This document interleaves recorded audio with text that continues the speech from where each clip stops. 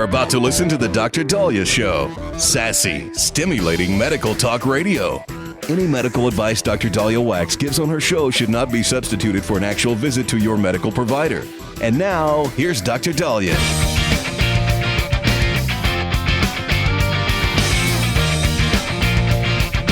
Welcome back, everybody, to the Dr. Dahlia Show. 1-877-Dr. Dahlia, 1-877-DOC-DALI. Honoring all who have served this weekend. We should be honoring 365 days a year. Our men, women, and families who we lost to keep our country free. But people are going to be using this opportunity to enjoy themselves, see family. I'm actually going to a wedding. So 39.1 million Americans are expected to take road trips. They say this makes up the vast majority of the 45 million total travelers driving or flying at least 50 miles from home. And so as we go into Memorial Day weekend is one of the most dangerous weekends, sadly, for those on the road. According to the National Coalition for Safer Roads, Memorial Day weekend is the most dangerous holiday for road and highway accidents. And not only for the road, we have water injuries, drownings, grill injuries, record high temperatures. So we want to honor those who have sacrificed for our freedom. We also want you safe. So let's just quickly break down what you need to know. So sun safety. Some of us in cooler climates, in fact, I think where I'm at right now, it's about 76 degrees. I'm not thinking about sunscreen. I'm not thinking about hats. You better think about that. All right, because in some areas, we're going to be seeing some record heat. Heat, extended time outdoors is going to increase your risk of heat illness. You need to hydrate. You need to stay in the shade. You need to protect your skin from damaging UV rays. And so sunscreen with an SPF of 30 or greater should be applied 15 to 30 minutes prior to going outside and reapplied every 2 hours or more often if swimming. I get it. Many of us in our family, we just put it on once and we think we're good for the day. Bring it with you. You got to reapply. Avoid alcohol, especially excessive alcohol. This could accelerate your dehydration, put you at more risk for injuries and heat exhaustion. And we'll talk more about heat exhaustion and heat stroke as we're going into the summer. But understand that your pets, your elderly family members, your children, they might not communicate that they're getting heat illness and heat exhausted. In fact, if mother-in-law is out there sitting by the barbecue and she hasn't said a word for an hour, don't just high-five each other saying, let sleeping dogs lie. Go and check on her because she could be having some heat illness. Now, the grill. 2012, there was a man who caught himself on fire after spraying sunscreen prior to heading over to the grill. So he takes off his shirt, wants to look all glistening, sprays his pecs and his six-pack, thinking everybody's going to be like, ooh, sexy. Goes over to the grill, and apparently he catches himself on fire, sustaining multiple second-degree burns. Sunscreen is flammable. Make sure it is dry prior to grilling. Maybe use a lotion instead. I prefer lotion so you're not breathing the stuff in. Keep the grill outdoors, away from low roofing, branches, trees, outdoors, not indoors, but make sure there's not something nearby that could catch it. We understand you throw a nice juicy steak where the fat is sizzling, the fire is going to rise up and everybody's like, ooh, that's awesome. Make sure nothing will catch that fire. Put your hair back if you got long hair. And let's say you got to go pee. Have somebody watch the grill. Don't leave grill unattended. Okay? If you got to go to the bathroom, have somebody watch the grill for you. Do not add lighter fluid to already ignited coals. If somebody does catch fire, what do? Stop, drop, and roll. Stop, drop, and roll. Call 911. Remove any jewelry or tight clothes around the area as well because there's going to be swelling. And then if it's a minor burn, run it under cool water. But don't use ice, but cool water for 10 to 20 minutes. Ice could damage the skin even more. Again, remove nearby jewelry, bandage it, and then see a medical provider. Water safety. If you're going to be doing some water sports, again, avoid drinking alcohol. Don't be swimming drunk. Don't be engaged in water sports. Make sure you are always in arm's reach of your kids. Use life vests when you boat. Make sure the kids are wearing appropriate sized vests. Also, a lot of times these boats or jet skis, they have motors.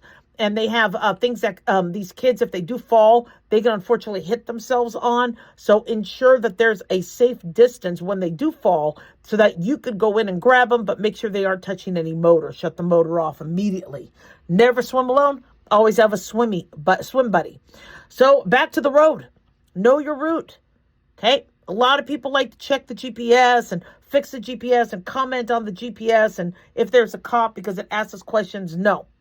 Avoid checking your GPS. Know the route if you can. But yes, having GPS in the background can help. Just make sure you're focusing. Allow extra travel time, but do not rush. Expect travel delays because people are driving on the busiest weekend of the year to drive. Consider leaving a day or two early or a day or two late to avoid congested traffic. If you don't have to drive back on that Monday, but you could go back on that Tuesday, it'll be less congested, right? Same thing. If you don't have to leave now today and you could leave on another day, do that. Drive the speed limit. Avoid tailgating. Leave at least 2 seconds between you and the car ahead of you. Make sure you got plenty of water, supplies, first aid kit in the car, just in case you get stuck on the highway. And again, sunscreen too.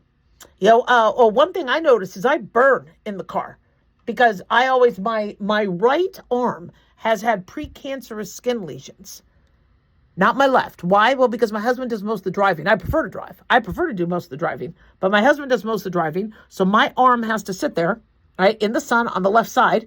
And I've already had a few pre-skin cancerous lesions. So understand that if you are driving one way west, for hours, make sure the kids protect themselves, make sure they kind of rotate, make sure they have protective coverings. That's important. And don't forget about the dogs. All right. When they pee-pee and they pee-pee outside, remember to have something soft that they could walk on because the asphalt is really, really hot. I live in the desert areas. Some of you are going to have some beautiful, beautiful weather, but I live in the desert areas, so it's pretty bad. If you have an electric vehicle, if you remember, I believe this was a couple years ago, there was a truck that tipped over with lithium batteries, and it caused such a bad fire at a traffic jam that people were stuck on the road for hours and days, and then they lost their power because they had electric vehicles. So when you could charge. Don't think, you know what, I could make it. Always assume that something could go wrong and you're not going to be able to make it so that you have hopefully as plenty of charge as possible. But, enjoy, this weekend. Don't forget to honor those who have sacrificed for us. That's really what this holiday is about. And God bless America. 1-877-DOC-DOLLY. Don't go away.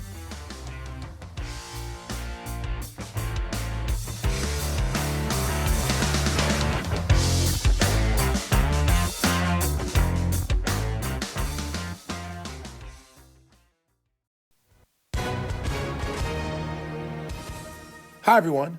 Super Bowl champ Vernon Davis here from Legal Help Center. If you've been injured in an accident and think you deserve compensation, listen up, because we have legal professionals standing by right now to answer your questions for free.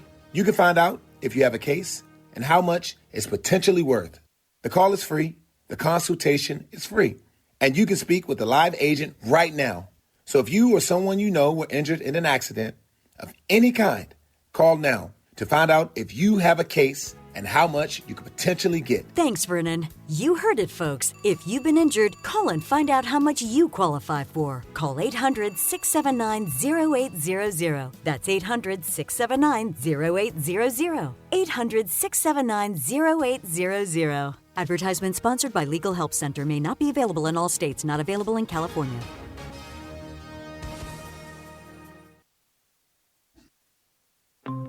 Hi, it's Mark Falter, host of the Financial Fitness Show. I strongly believe that no one should ever pay 1 penny more in taxes than they are legally obligated. Unfortunately, for most hardworking Americans, this just isn't the case. Why? Because most people spend more time planning next weekend's getaway than trying to ensure they're going to pay less in taxes. My financial fitness team has put together some materials that I know are going to help you. It's the Tax Savings Kit. Tax Savings Kit includes 3 things: free tax analysis, top 10 ways to pay less in taxes, and an investor's guide to taxes. Now, how do you get it? Simple. 866-764-2635. Again, 866-764-2635. I'm Mark Falter. This is Financial Fitness, making personal finance profitable.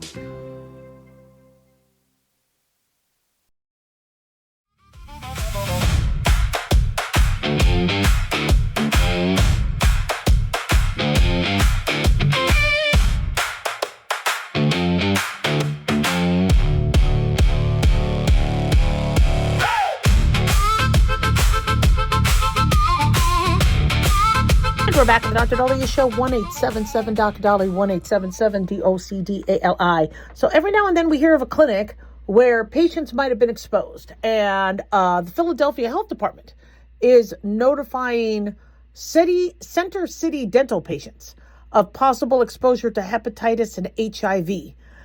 And city health officials are recommending that patients of Smiles at Rittenhouse Square will get testing following an investigation for unsanitary practices. So Philadelphia public officials are warning patients of a dental practice in Center City that might have exposed them to hepatitis C, hepatitis B, and HIV. This was after state regulators temporarily suspended the clinic's license last week due to, quote, unsanitary practices. This is being reported by WHYY. And they say the warning targets patients who got dental work at Smiles at Rittenhouse Square, or known as Smiles on the Square, from April 2025 through May of this year. Now, they suspended the license of dentist Dr. Kitri Chopra following an in-person unannounced investigation of the practice as infection control practices in March. They identified multiple safety concerns and violations, including the reuse of vials containing local anesthetic medication across multiple patients. These vials are supposed to be single-use products. So they say the risks of reuse upon subsequent patients include, but are not limited to, transmission of hepatitis C, hepatitis B, HIV, as well as other pathogen transmissions. I'd also say RPR, syphilis. So the attorneys wrote. So the state officials also accused Dr. Chopra in the practice of not replacing saline bags used for implant procedures between patients until the bags are empty, which could put people at risk of contracting the disease. You throw them out. However, they noted that the practice does replace the lines attached to the bags after every patient. No. If you're not using the whole bag of saline, you don't split and share the bag. Once the IV bag is not used, you discard it. This is ridiculous. Investigators also found that the practice improperly used a method of cleaning dental instruments called flash sterilization. That was not viable and not consistent with the CDC. Okay, when you sterilize something, it's got to cook 20, 30, 40 minutes, depending on the time, depending on the machine. State regulators then concluded that Dr. Chopra represented an immediate and clear danger to public health and safety. Now, they do believe, however, that the risk of infection is low. And right now, the Philadelphia Department of Public Health has not had any reportings of anybody who got HIV, hepatitis, syphilis, Hep B, etc. But the city is working with the dental clinic to develop a list of patients who were seen over the last year so they could send them a letter and then they could check their level of exposure risk and then test them. Keep in mind, if somebody did get exposed to HIV, hepatitis, syphilis, they could give it to their partners fairly quickly, especially if they're having sex or sharing drug needles or giving birth. So, looking at this is just it's disgusting to see that a medical professional could cut corners that way. One of the cases that made, global news was what happened at a gastroenterology center years ago at the turn of the century in my neck of the woods in Las Vegas. And Dr. Desai had was arrested and found in allegedly was, I believe, convicted for multiple violations that stemmed from his endoscopy practices, where the instruments were not cleaned as quickly as they should have, and the propofol use. And what's interesting is I trained there. And when I trained there was an anesthesiologist. And the anesthesiologist taught me a lot about anesthesiologists, and he was fantastic. And you saw the IV tubing, you saw him inject the propofol, and I got to learn a lot about how things are done. Well, Medicare decided to bundle anesthesia and not pay providers their anesthesia costs. They just said, we're just going to give you one lump sum, which ended up being less. And so the clinic, as a result, fired the anesthesiologist and hired the most inexpensive way to administer anesthesia, which was a nurse anesthetist. Now, nurse anesthetists are still fantastically trained, but they're a lot cheaper than having a board-certified anesthesiologist. They're board-certified as nurse anesthetists. And apparently, somehow the tubing, the IV tubing, got replaced with just a little port in the hand. And I wasn't there. I was already beyond my training when this all happened. But apparently what we're being told the nurse anesthetist did was you would have the bottle of the propofol, which was the anesthetic, and there was a needle just sitting in there. And they would take the syringe, screw it into the needle, suck up the medicine, and then take it and inject it into one patient. And it was a multi-use vial. Then for another patient, they would take a syringe, reattach it to the needle, suck up the medicine, and then inject it into the port of another patient. Well, it wasn't an IV port. These were ports in a person's hand. And if you ever see the needle and the venous access, there's a backsplash of blood. So what was happening is the syringe was touching the backsplash of blood from the patient, getting injected in a way into the propofol when they would try to suck. They would blow out the air and suck it. So the blood was getting into the bottle of propofol. And then the next patient, when they were doing the same thing with the syringe would have either been contaminated, the propofol contaminated, and then another person then got what was in that propofol bottle. So apparently there was a hepatitis outbreak. And multiple people got hepatitis C. It was one of the worst days in my local medical community, because none of that should have happened. And this is what happens when people are greedy. Doctors are greedy. And they get cuts, and then they're trying to figure out how to still make the bottom line. And unfortunately, patients suffered. And so now I remember in training, seeing doctors do this, where they would stick the needle in the vial, and then they would suck the medicine up. And I didn't like that. I was like, I want to use a fresh needle, fresh vial, even though it doesn't touch the patient. It's just there's always room for contamination. Well, interestingly, the lawyers sued Teva, the pharmaceutical company, for propofol, because they said you didn't have single-use vials. You were selling the medicine in multi-use vials, which was standard back in the 80s and 90s and all that. It would be a vial that you could use for multiple patients. So the company got sued because the half-assed practices of the nurse practitioner and the doctor. And so then the pharmaceutical company had to pay out settlements, and then now there's single-use. Well, single-use medications are more expensive. So costs go up, and that's what happens. Now, it does, improve safety. At least it could protect, with safety. But, no medical office and no dental office should be exposing patients. And seeing them reuse saline bags, not using proper precautions. See, I would be devastated. I would be scared to death to think that any of my patients could be at risk because of something I did halfway. I would be beside myself. But apparently people are, really a bag of saline, it's pennies on the dollar. But unfortunately, there are practitioners out there that might not care. I don't know how they get through school. I don't know how they get through that. Or maybe they think, I've seen patients, syphilis. I've seen patients with hepatitis. I don't ever want to get that. Now they got it maybe through drugs or something else or unsafe sex practices. But I never want to somebody, get that from my office. Yeah, we would double autoclave. We would soak and sterilize, and then we would autoclave. We would double do. I wanted there to be no question that anything I was doing for the patient could possibly, have any sort of risk to them. Aseptic technique.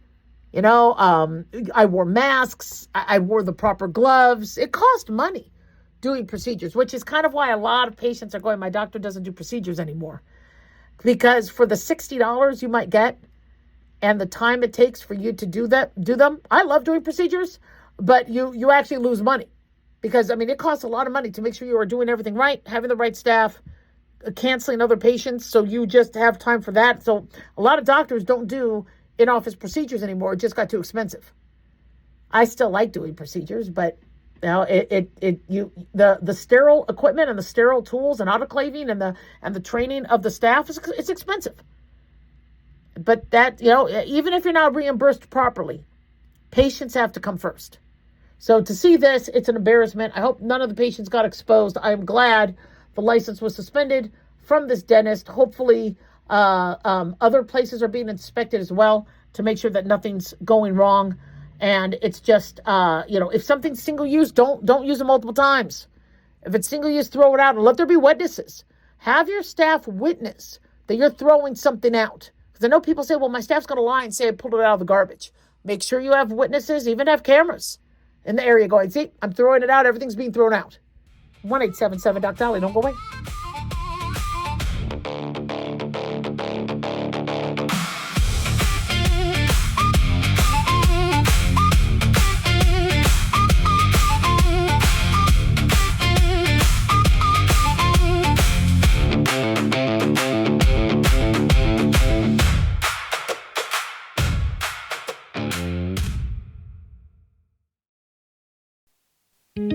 Looking for a gift that can actually help secure someone's future? It's Mark Falter's new book, Common Sense Income Strategies. It makes the perfect gift for that special someone in your life. Mark has helped thousands of hardworking Americans secure their financial future by using time-tested strategies that continue to create wealth, whether the market is up or down. Strategies that will make perfect sense once you take the time to read this powerful book. Common Sense Income Strategies brings to you what Mark has been teaching in person and talking about on the radio for decades. You've worked too long and too hard not to see the fruits of your labor. To learn how to receive your free copy, call 866-764-2635. That's 866-764-2635. Secure your future with Common Sense Income Strategies by Mark Falter. Again, to learn how to receive your free copy, call 866-764-2635. That's 866-764-2635.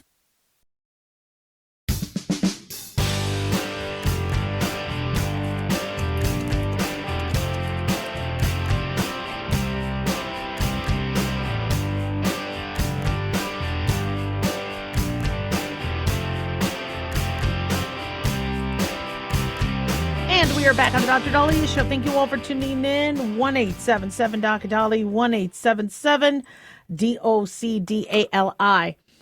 So one of the most powerful lobbies, the most powerful groups of individuals, they don't understand how powerful they are, but I got to tell you, sometimes they really need to wield it, are the parents of kids.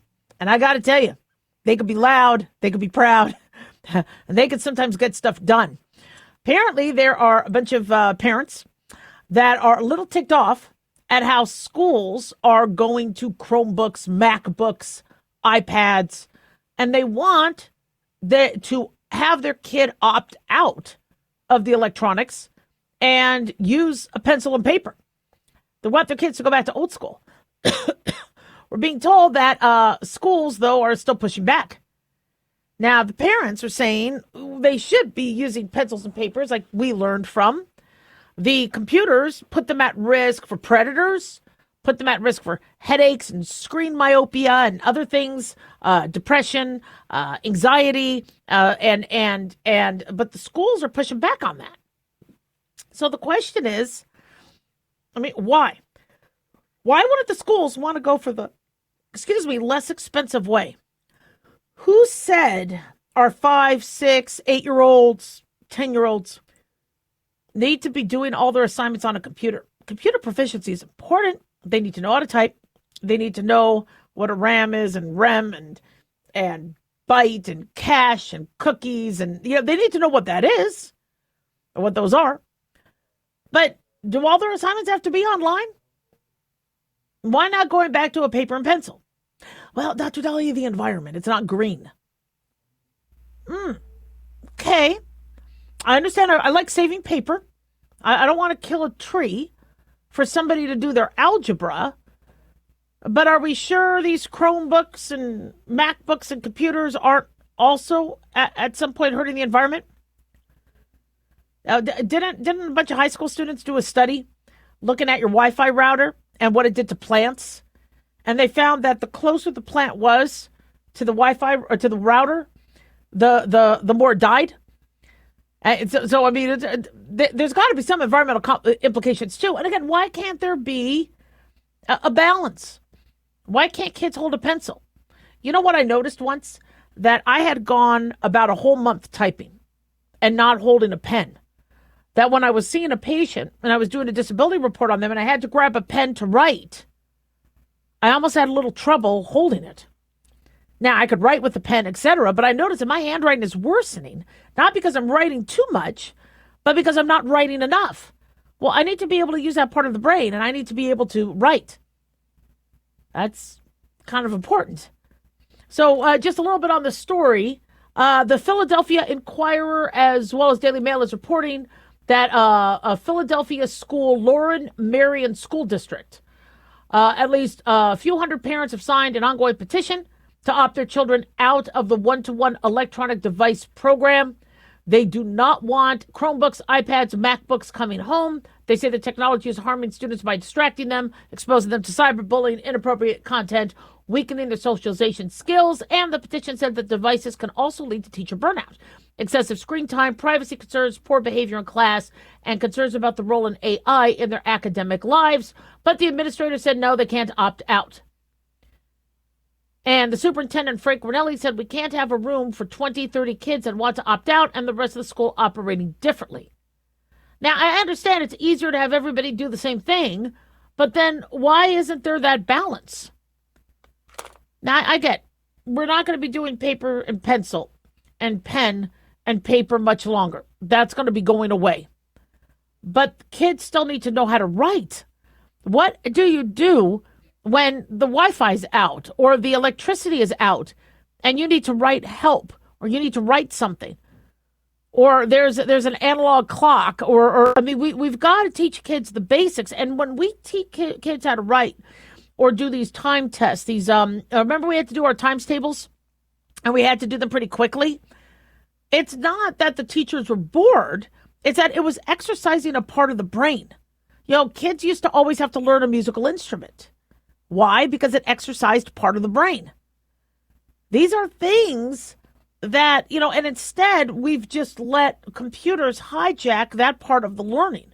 To hold a book and read a book and flip the page is a much different experience than finding the cursor to click the arrow of a book on a Kindle. It's a different experience. Personally, I like to touch the book. I don't like to just look at the screen. And another thing that we do notice with books, one thing that I think it helps reading comprehension, because let's say I started to not pay attention with the book. And I'm like, where was I? Because the page, you saw the paragraphs, and you saw how it was each page looked different than the previous page, depending on the paragraphs. You knew where you were. You could get back to where you were. I've noticed if I read something online on a Kindle or something, where was I? And I'm scrolling and it all looks the same. You know, teachers know, and this isn't the teacher's fault, but whoever is deciding to know, they know that there's essentials that these kids have to do, and they have to work with their hands, and they have to work in groups, and they have to. I mean, we used to like read. I never understood that. Why did you have to read a paragraph out loud? So the teacher would say, "Okay, Johnny, read the first paragraph. Okay, then Mary, you go next." You know, and I wasn't paying attention. And then by the time they got to me, I'm like, where are we? We're on page 26. No. Man, I got a long paragraph. You lie. Am I really on this? Or are you going to? Oh, yeah, because one time, one of my buddies told me to read the wrong paragraph because he wasn't paying attention. He's like, we're on page 26. And we were like, oh, are you on page 30? So I'm getting in trouble. That was another thing. We were all cheating. This was in the 7th grade on a test. And it was a test on the Mayans and the Aztecs. And I had asked, we were all copying each other. And I guess I had asked, you know, what do the Mayans do? What do the Mayans do? What's the answer to the question? And it was a fill in the blank. And this girl, gosh, I remember what she looked like. I don't remember her name. She says they swam and ate tomatoes. Well, everybody was copied off of me because I got the highest score in class, but I still, you know, like to cheat in class. So, Dolly, what's the answer? I guess they swam and ate tomatoes. Okay, so everybody, so the next day, teacher says, I know you guys cheated. Like, how? We all studied. She said, because 80% of you had swam and ate tomatoes. And the girl that gave me that answer was just laughing. By the way, kudos to her. I am impressed. Okay, I was pretty impressed. I didn't get mad at her. That was pretty impressive. I almost wish I would have thought of that, because now you get the whole class in trouble for saying that the Mayans swam and ate tomatoes as an answer on the test. But that was a learning experience. I learned from that not to cheat, not to trust somebody, that there's going to be other individuals trying to mess up my path and throw obstacles in my way. And then when you're writing, did you do the comma? Did you now? When I type, it fixes my spelling. I don't want it to fix my spelling. I want to identify it and learn it and fix it myself. And I think a lot of parents are looking at what's happening with kids and they're concerned. I was very concerned with my son's ability to spell. Remember, I told you I was really upset because I saw on the computer it said Bubies. And I'm like, are you trying to look up boobies? And, my son was like, oh, gosh, sorry. He was like really little time. And I go, no, I'm not mad that you were trying to look at boobies. I'm mad that you misspelled it. How do I have a son that doesn't know how to spell the word correctly? I was good in spelling. I won spelling bees. And you can't spell booby? I'm going to make you write that down 100 times. No, I didn't do that. But anyway, I think, parents, you got a lot of power. And if you don't think your kids are learning and you don't think they're becoming proficient, you got some choices, and you provide a good amount of strength. You pull your kid out of school, those schools don't get your money and don't get money. If you don't think your kids are learning appropriately, you need to say something. And I think learning computer proficiency is imperative, but they don't have to do all their homework that way. 1-877-Doc-Dolly, don't go away.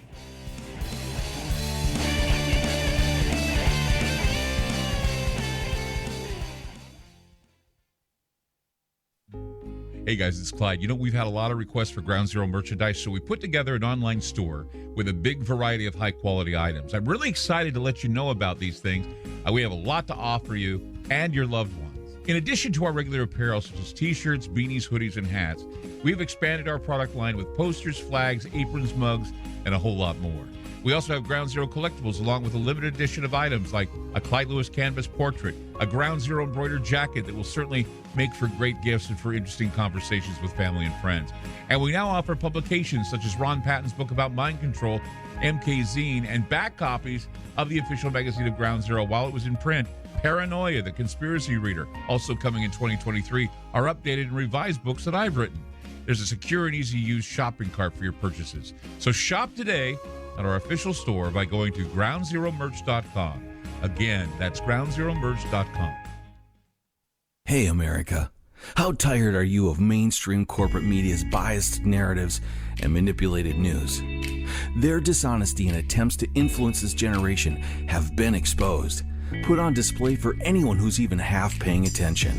But the New American Magazine has been an honest source of news and commentary for over 50 years. This is your opportunity to receive the stalwart of principled journalism at a deep discount. Picture a beautifully published magazine arriving at your doorstep twice a month, packed with insightful stories written with integrity. It's also available digitally on the New American's mobile app. Get up to speed with intelligent coverage from a freedom perspective. Right now, for a limited time, the New American is available to radio listeners at a 25% discount on a new subscription. Visit thenewamerican.com/radio25 and receive 25% off. Subscribe today at thenewamerican.com/radio25.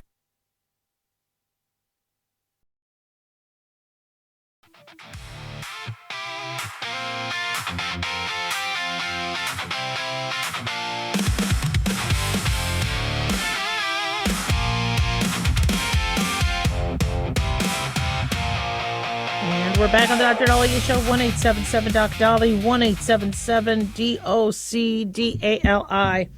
So, if my brother, I always want to go to school, but if there was anybody in my family who told my parents that they didn't want to go to school that day, what would my parents do?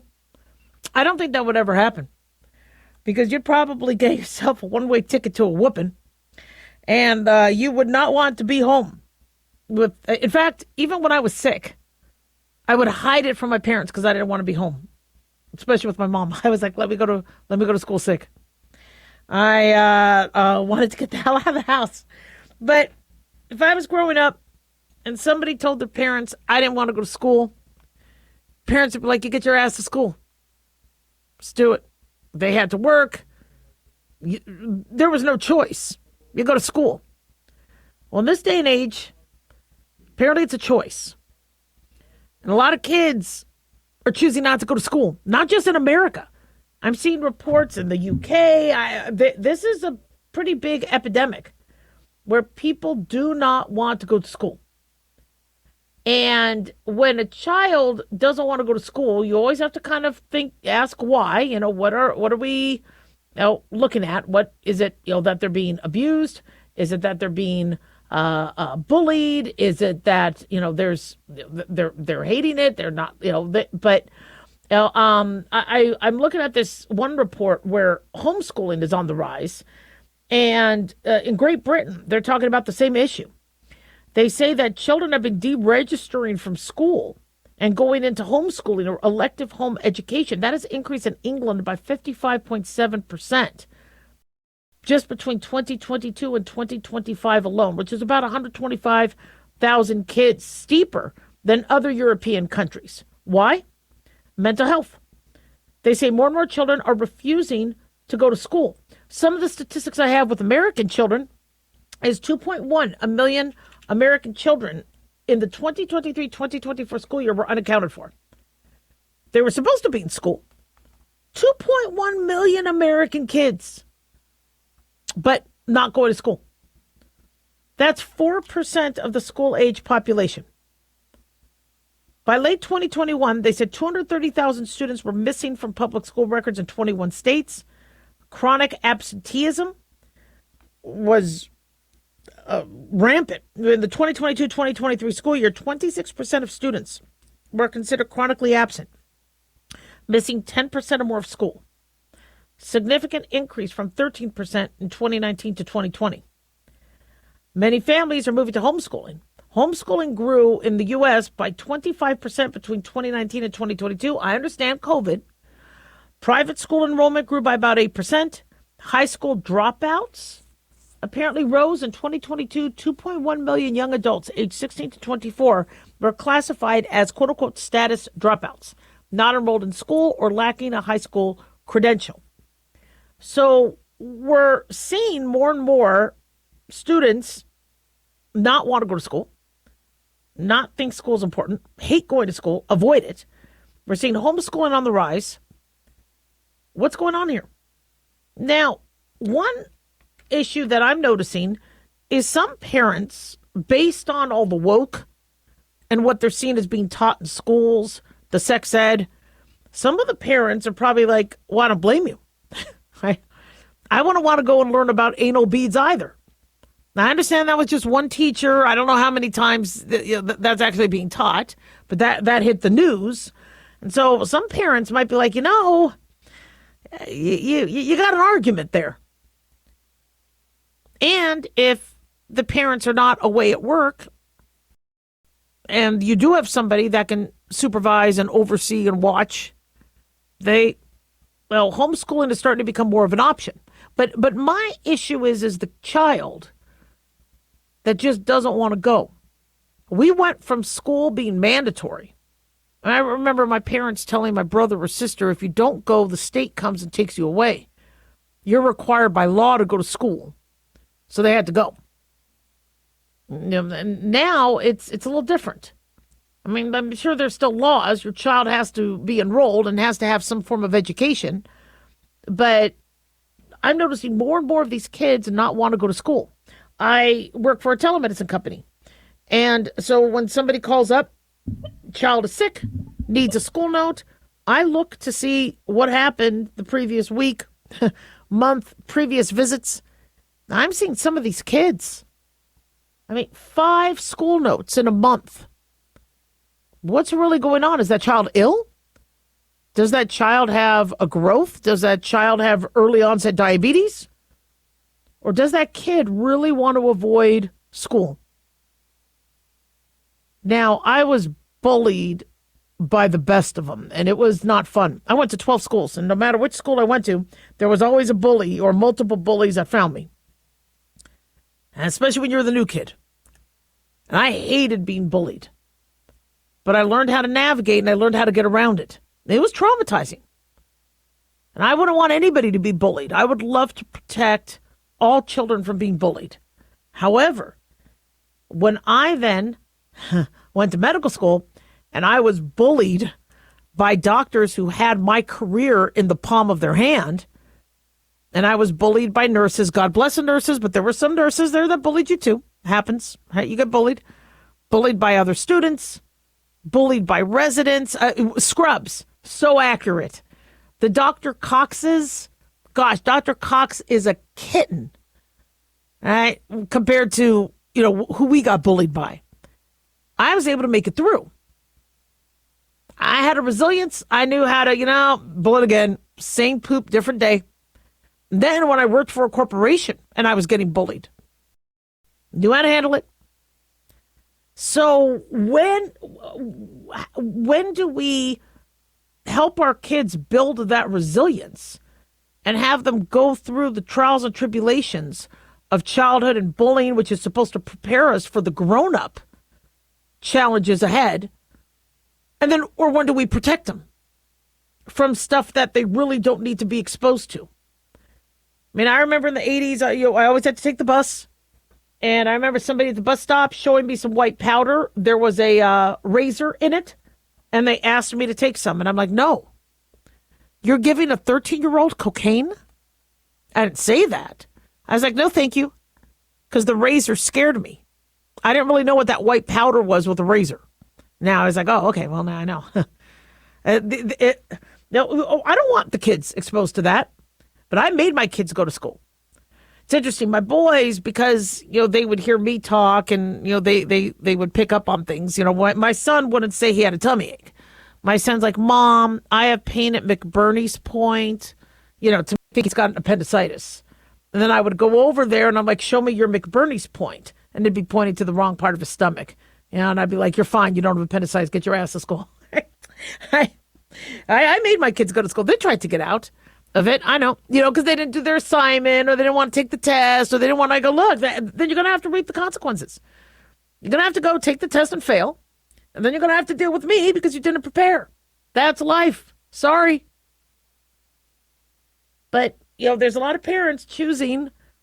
Now, if my kid doesn't want to go to school, I'm not going to make him go to school. Got to figure out the root of it.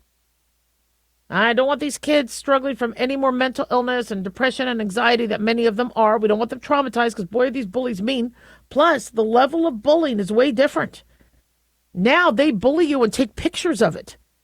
That student who went to my son's school years later that was raped on a school trip and that was videotaped and shared with other students. Oh, my gosh. I don't know how that kid recovers from that. So the bullying is different and more severe. But we're having this pandemic of kids going, I don't want to go to school. And even more so, we're having parents go, yeah, I don't want you going to that school either. 1-877-DOC-DOLLY. Don't go away.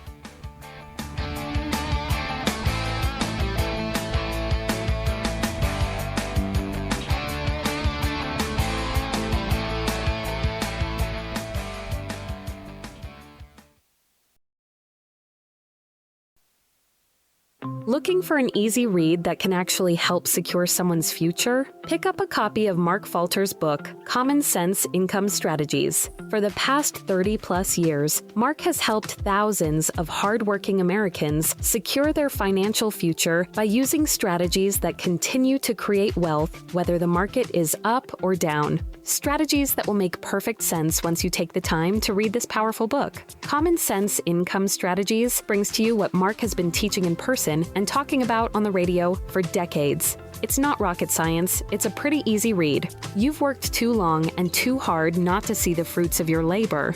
Common Sense Income Strategies is available now on Amazon or by calling 866-764-2635. That's 866-764-2635. Common Sense Income Strategies by Financial Fitness Show host Mark Falter. Secure your financial future today.